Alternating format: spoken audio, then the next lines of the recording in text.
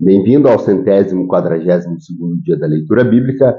Meu nome é Everton Alonso e estamos caminhando para ler a Bíblia toda em um ano. Você que está chegando agora, peço que você possa curtir, compartilhar, também comentar e ativar o sininho de notificações. Hoje nós iremos fazer a leitura de Números no capítulo 31, iremos a Salmos 75 e 76, iremos ao profeta Isaías no capítulo 23 e finalizando a leitura de hoje, iremos a 1 João no capítulo 1. Aqui, em Números, no capítulo 31, nós vamos ler sobre a vingança contra os midianitas e também a divisão dos despojos de guerra entre as tribos. Diz assim as Sagradas Escrituras. Números 31. O Senhor disse a Moisés: vingue-se dos midianitas pelos que fizeram aos israelitas. Depois disso, você será reunido aos seus antepassados. Então Moisés disse ao povo: armem alguns dos homens para irem à guerra contra os midianitas e executarem a vingança do Senhor contra eles. Enviem à batalha 1.000 homens de cada tribo de Israel. 12.000 homens armados para a guerra, 1.000 de cada tribo, foram mandados pelos clãs de Israel. Moisés o enviou para a guerra, 1.000 de cada tribo, juntamente com Finéias, filho do sacerdote Eleazar, e levou consigo objetos do santuário e as cornetas para o toque de guerra. Lutaram então contra os Midian, conforme o Senhor tinha ordenado a Moisés, e mataram todos os homens. Entre os mortos estavam os 5 reis de Midian, Evi, Requem, Zur, Ur e Reba. Também mataram a espada Balaão, filho de Beor. Os israelitas capturaram as mulheres e as crianças midianitas e tomaram como despojos todos os rebanhos e bens dos midianitas. Queimaram todas as cidades em que os midianitas haviam se estabelecido, bem como todos os seus acampamentos. Tomaram todos os despojos, incluindo pessoas e animais, e levaram os prisioneiros, homens e mulheres, e os despojos a Moisés, ao sacerdote Eleazar e à comunidade de Israel, em seu acampamento, nas campinas de Moabe, frente a Jericó. Moisés, o sacerdote Eleazar e todos os líderes da comunidade saíram para recebê-los para fora do acampamento. Mas Moisés indignou-se contra os oficiais do exército que voltaram da guerra, os líderes de milhares e os líderes de centenas. Vocês deixaram todas as mulheres vivas? Perguntaram-lhes. Foram elas que seguiram o conselho de Balaão e levaram Israel à sua infidelidade ao Senhor, no caso de Peor, de modo que uma praga feriu a comunidade do Senhor. Agora matem todos os meninos e matem também as mulheres que se deitarem com os homens, mas poupem todas as meninas virgens. Todos vocês que mataram alguém ou que tocarem algum morto ficarão 7 dias fora do acampamento. No terceiro, no 7º dia, vocês deverão purificar a vocês mesmos e seus prisioneiros. Purifiquem toda a roupa e também tudo que foi feito de couro, de pelo, de bode ou de madeira. Depois o sacerdote Eleazar disse aos soldados que tinham ido à guerra: esta é a exigência da lei que o Senhor ordenou a Moisés: ouro, prata, bronze, ferro, estanho, chumbo e tudo que resista ao fogo. Vocês terão que passar pelo fogo para purificá-lo, mas também deverão purificá-los com a água da purificação. E tudo o que não resistir ao fogo terá que passar pela água. No 7º dia, lavem as suas roupas e vocês ficarão puros. Depois poderão entrar no acampamento. O Senhor disse a Moisés: você, o sacerdote Eleazar e os chefes das famílias das comunidades deverão contar todo o povo dos animais capturados. Dividam os despojos pelos guerreiros que participaram da batalha e o restante da comunidade. Daquilo que os guerreiros trouxeram da guerra, separaram como tributo ao Senhor 1 de cada 500, sejam pessoas, bois, jumentos, ovelhas ou bodes. Tomem esse tributo da metade que foi dada como porção a eles e entreguem-no ao sacerdote Eleazar como porção do Senhor. Da metade dada aos israelitas, escolha 1 a cada 50, seja pessoas, bois, jumentos, ovelhas ou bodes. Entreguem-nos aos levitas, encarregados de cuidar do tabernáculo do Senhor. Moisés e o sacerdote Eleazar fizeram como o Senhor tinha ordenado a Moisés.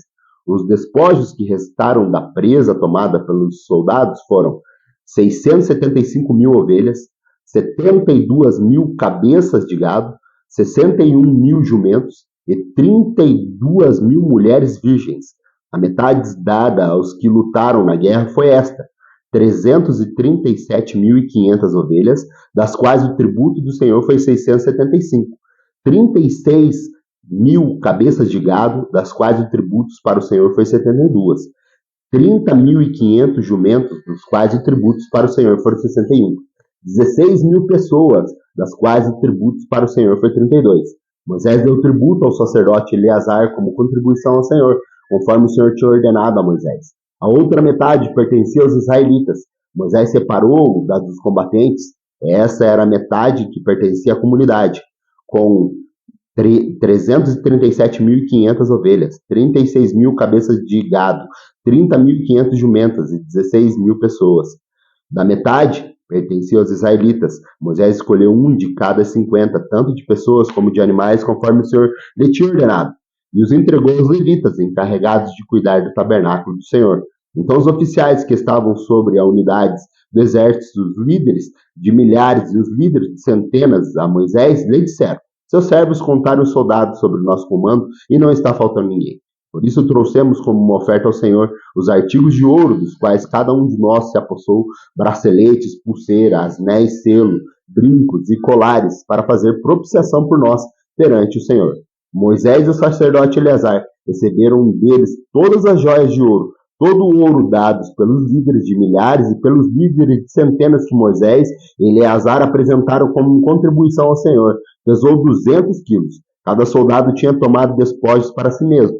Moisés e o sacerdote Eleazar receberam o ouro dado pelos líderes de milhares e pelos líderes de centenas, e levaram para a tenda do encontro como memorial para que o Senhor se lembrasse dos israelitas.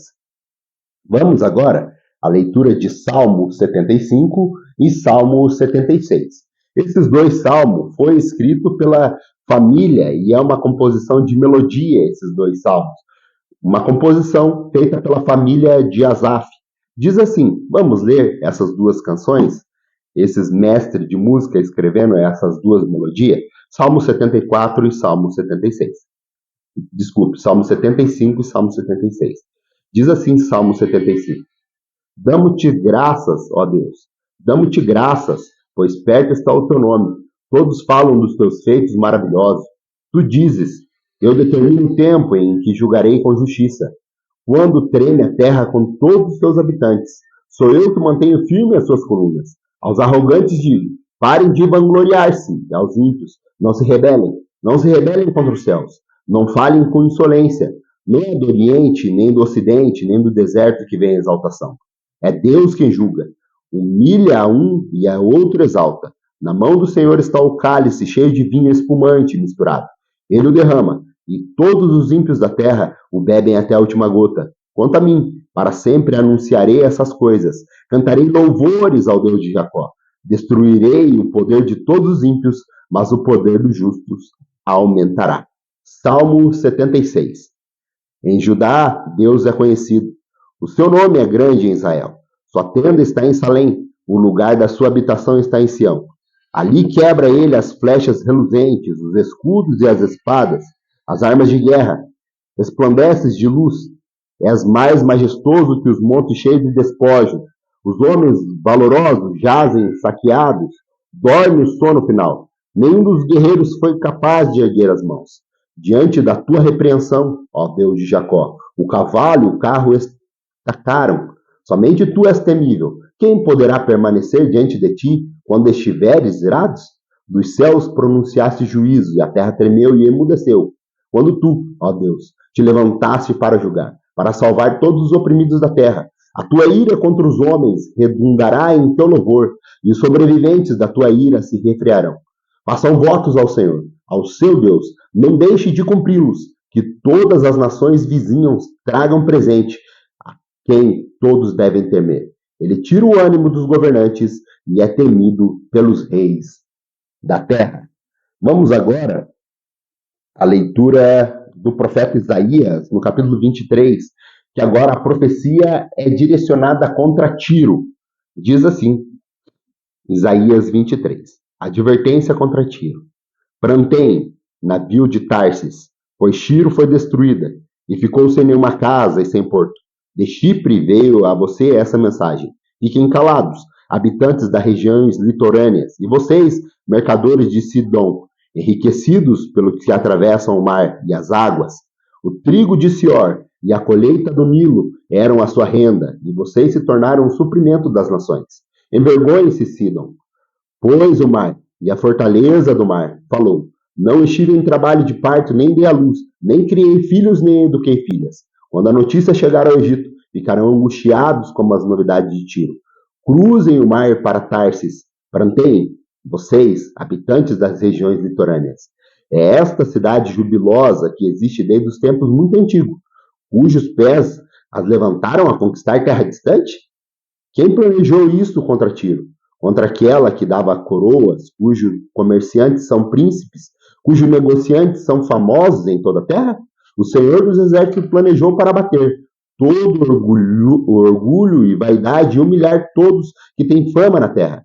Cultive a sua terra, como os que cultivam as margens do Nilo, ó povo de Tarsis, pois você não tem mais porto. O Senhor estendeu a mão sobre o mar e fez tremer seus reinos.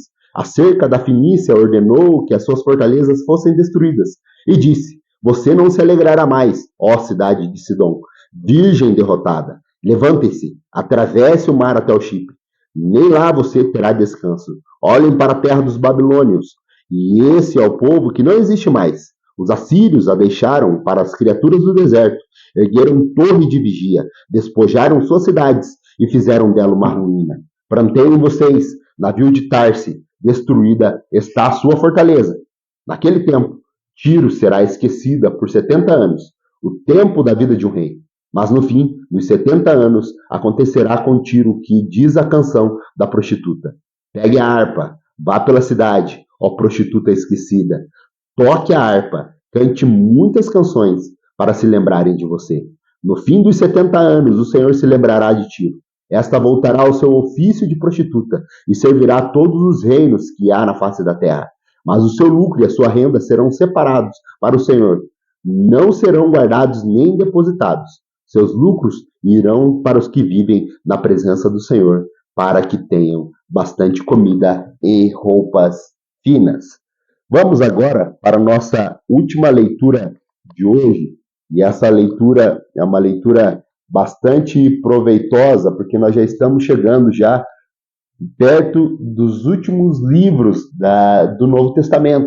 Lembro que nessa leitura nós vamos ler o Novo Testamento 2 vezes, mas nós estamos concluindo essa primeira vez de leitura do Novo Testamento. Então, é importante que você leia com atenção, para que lá no futuro, quando nós relermos, você possa relembrar as Sagradas Escrituras. Diz assim, 1 João no capítulo 1. Aqui ele vai falar sobre a palavra da vida e ele vai falar também sobre andar na luz. Diz assim, 1 João capítulo 1. O que era desde o princípio e o que ouvimos, o que vimos com os nossos olhos, o que contemplamos e as nossas mãos apalparam. Isto proclamamos a respeito da palavra da vida. A vida se manifestou, nós a vimos e dela testemunhamos, e proclamamos a vocês a vida eterna, que estava com o Pai e nos foi manifestada. Proclamamos o que vimos e ouvimos, para que vocês também tenham comunhão conosco. Nossa comunhão é com o Pai e com o Filho Jesus Cristo. Escrevemos essas coisas para que a nossa alegria seja completa. Esta é a mensagem que dele ouvimos e transmitimos a vocês. Deus é luz, nele não há treva alguma. Se afirmamos que estamos em comunhão com ele, mas andamos nas trevas, mentimos e não praticamos a verdade. Se, porém, andamos na luz, como ele na luz está, temos comunhão uns com os outros, e o sangue de Jesus, seu Filho, nos purifica de todo pecado. Se afirmarmos que estamos sem pecados, enganamos a nós mesmos, e a verdade não está em nós. Se confessarmos os nossos pecados, ele é fiel e justo para perdoar os nossos pecados e nos purificar de toda injustiça. Se afirmarmos que não temos cometido pecado, fazemos de Deus um mentiroso, e a sua palavra não está em nós. Muito obrigado pela tua companhia. Aguardo você amanhã para mais um dia de leitura bíblica. Até lá, se assim Deus nos permitir.